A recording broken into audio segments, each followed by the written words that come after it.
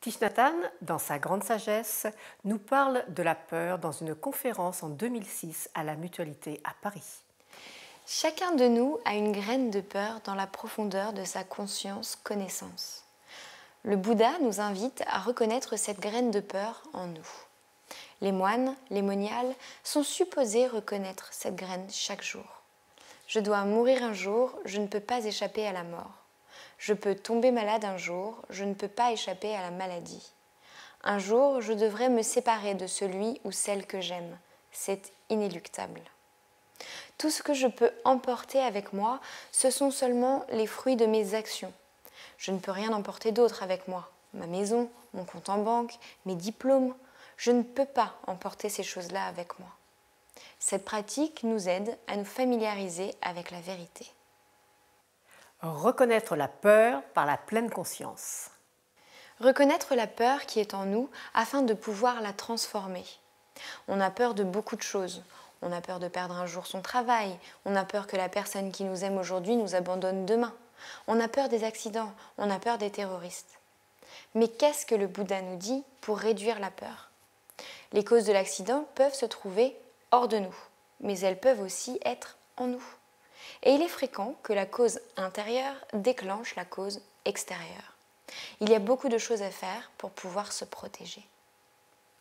Première étape dans cette conférence, Thich Nhat Hanh souligne l'importance de l'énergie de la pleine conscience comme protection. Se protéger de la peur par la compassion. La compassion est un agent protecteur. Vous savez qu'une personne sans compassion souffre beaucoup. Complètement isolée, sans compassion, on ne peut pas établir de relation avec les autres êtres vivants. Et l'on souffre. C'est pourquoi la compassion nous soulage, nous donne de la liberté, de la paix, du bonheur. Si vous avez de la compassion en vous, vous êtes protégé. C'est parce que la compassion se révèle, se manifeste dans la manière de regarder, de parler, d'agir. Et l'autre personne se sent en sécurité avec vous.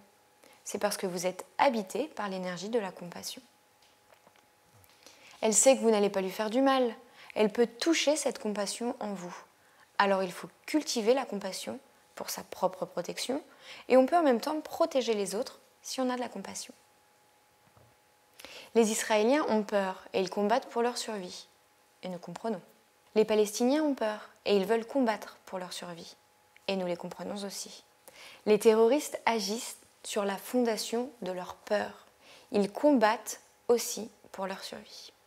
Et si on a assez de temps pour regarder en profondeur, on voit que le monde a peur.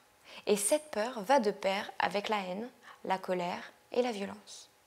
Et quand nous sommes victimes de la haine, de la colère et de la violence, nous souffrons et nous faisons souffrir les autres. C'est une chose très claire, très simple à comprendre. Deuxième étape, Thich Nhat Hanh insiste sur la compassion comme protection face à la peur. Les perceptions erronées. Donc si vous avez le temps de regarder, vous pouvez obtenir la compréhension. Ils ont peur, ils souffrent, ils sont victimes de leur peur, de leur colère, de leur haine, de leur violence, et personne ne se trouve dans la situation de les aider. Pour pouvoir les aider, il faut faire en sorte que cette peur soit réduite, soit enlevée, soit transformée. Et nous savons très bien que la peur est née des perceptions erronées. C'est le Bouddha qui a dit cela. Et la peur est née des perceptions erronées. Nous avons peur l'un de l'autre, c'est parce qu'il n'y a pas assez de communication. Il y a des perceptions erronées qui nous séparent. Alors il faut faire en sorte de restaurer la communication. La peur, le terrorisme ne peuvent pas être déracinés par les bombes. C'est parce que la peur et la terreur sont nées des perceptions erronées.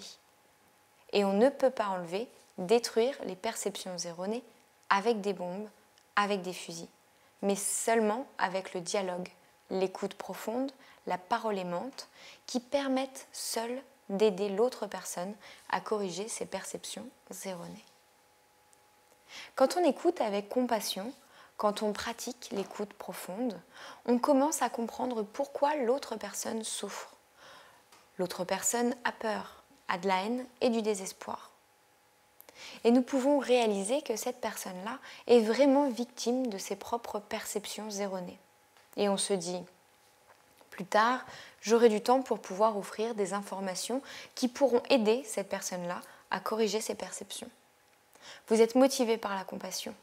Vous êtes là, assis tranquillement pour écouter l'autre personne. Et c'est déjà là un acte d'amour.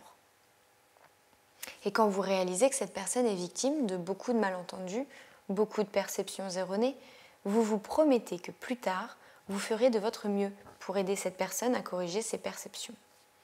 Une fois les perceptions corrigées, une vue juste est obtenue et la peur sera alors diminuée en même temps que la souffrance. Cette personne a une conception d'elle-même et elle a une conception de vous, de nous. Et ces deux sortes de perceptions peuvent être erronées. Et c'est pourquoi cette personne a agi ainsi, avec de la colère et de la haine. Quand l'on écoute cette personne-là, on peut identifier ses perceptions erronées. Et puis on peut aussi en même temps réaliser que l'on est soi-même victime de ses propres perceptions erronées. Si l'autre personne est victime de ses perceptions erronées, moi aussi je peux être victime des perceptions erronées. En écoutant en profondeur comme cela, on peut réaliser qu'on a eu des perceptions erronées sur soi-même et sur l'autre personne. Et cela nous aide à corriger les perceptions en nous-mêmes. Le père a des perceptions erronées à propos de son fils, et le fils peut avoir des perceptions erronées sur son papa. Alors tous les deux souffrent, et chacun pense qu'il est victime de l'autre personne. Mais tous les deux sont victimes des perceptions erronées.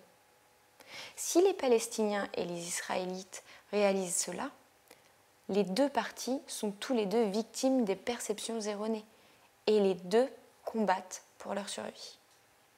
Alors pourquoi ne pas coopérer pour pouvoir avoir une survie collective? Je voudrais vous dire que le bonheur n'est jamais une chose individuelle, la sécurité non plus. Ce n'est pas une chose individuelle.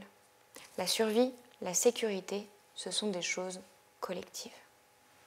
Troisième étape, Thich Nhat Hanh insiste sur le fait que réduire la peur en l'autre personne, c'est réduire la peur en soi-même. La souffrance n'est jamais une chose individuelle. Il faut assurer le bonheur de l'autre pour qu'on puisse être heureux. La sécurité non plus n'est pas une chose individuelle. Si les autres se sentent en danger, alors vous êtes en danger aussi. Il faut donc s'occuper de la sécurité de l'autre personne. Si l'autre personne a beaucoup de peur, alors cette personne-là va devenir une cause de notre peur. C'est pourquoi réduire la peur en l'autre personne, c'est réduire la peur en soi-même.